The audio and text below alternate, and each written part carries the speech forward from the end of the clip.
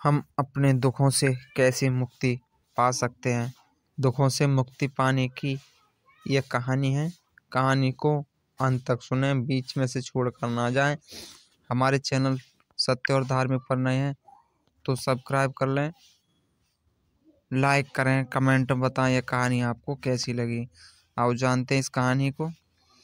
एक समय की बात है, गांव में एक युवक रहता था जिसका नाम आदित्य था। आदित्य बहुत ही खुशनुमा और जीवंत स्वभाव के धनी थे, लेकिन एक दिन अचानक एक दुख भरा समाचार सुनकर उनकी खुशियों की घटना हो गई। उनके पिता की मृत्यु हो गई। वे दुखी और तनावग्रस्त हो गए और उनके जीवन में अचानक अंधेरा छा गया। आदित्य ने दुख और असामान्यताओं में डूबते हुए दिन बिताना शुरू कर दिया। वह अकेले रहने लगे और उनकी प्रेरणा, ऊर्जा और खुशियां सब कुछ उससे छीन ली गई। जीवन उनके लिए अब बस एक निराश का मंजर बन गया। एक दिन जब वह जंगल में टहल रहा था, उसने एक वृक्ष के नीचे एक साधु को बैठा देख साधु ने उनकी आंखों में दुख को देखा और अपना हाथ आदित्य की ओर बढ़ाया। साधु ने कहा, बेटा तुम बहुत दुखी लग रहे हो, क्या मुझे बता सकते हो कि तुम्हारा दुख कारण क्या है।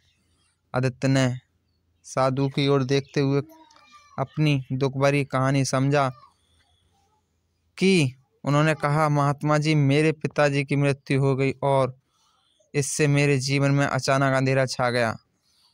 मुझे उनकी आवाज़, उनका स्पर्श और उनकी प्यारी मुस्कान की याद आती है। मैं तन्हा हूँ, अपने लक्ष्यों को खो चुका हूँ और खुशियों का एहसास नहीं कर पा रहा हूँ। मेरा दिल दुखी हुआ है और मैं दुख से मुक्ति चाहता हूँ। साधु ने आदित्य की ओर आदरपूर्वक देखा और कहा, बेटा दुख और विपत्ति का जीवन अभी चित्र हिस्सा है। यह आएगा और जाएगा, लेकिन हमारा जीवन कैसे प्रक्रिया करता है यह हमारे हाथ में है। दुख के बीच भी सुख की किरणें होती हैं और तुम्हें उन्हें ढूंढने की आवश्यकता है। आदित्य आश्चर्यचकित हो गया और पूछा, कृपया मुझे बताइए महात्मा जी, कैसे मुझे दुख से मुक्ति मिल सकती है और खुशहाल की ओर कैसे आगे बढ़ूं। साधु ने प्रसन्नता से कहा, बेटा तुम दुख से मुक्ति प्राप्त करने के लिए तुम्हें अपनी मन स्थिति को परिवर्तित करने की आवश्यकता है। दुख एक अनुभव है, लेकिन उसके बावजूद हम खुशहाल रह सकते हैं। फिर उन्होंने आदित्य को कुछ महत्वपूर्ण बातें बताई, समझाई। साधु ने कहा, पहले तुम अपने अंतरंग ध्यान को नियंत्रण रखना सीखना होगा। ध्यान लगाने के लिए तुम ध्यान अभ्यास, योग या ध्यान की तकनीकों का उपयोग कर सकते हो। इससे तुम्हारी मन स्थिति स्थिर होगी और तुम दुख के समय भी शांत और स्थिर रहोगे। दूसरे, तुम्हारे सभी चीज़ों के लिए आभार प्रकट करना चाहिए। जीवन में हमें जो भी मिलता है उसे स्वीकार करना चाहिए। यह हमें आनंद और संतोष प्रदान करेगा और हमारे दुख को कम करेगा।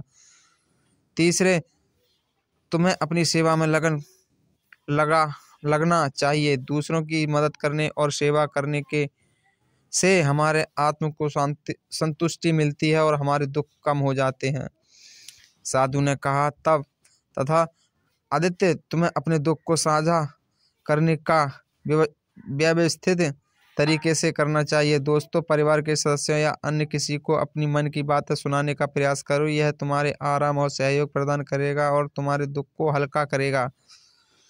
धीरे धीरे आदित्य ने साधु के बताए गए संदेशों को अपने जीवन में उतारा और ध्यान अभ्यास करने लगा। आभार प्रकट करने का अभ्यास किया और सेवा करने का मार्ग अपनाया।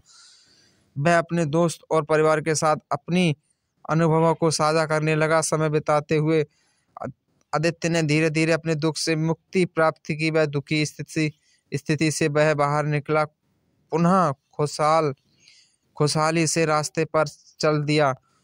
उसका मन पुनः प्रकाशमय हो गया और वह जीवन के हर पल का आनंद लेने लगा।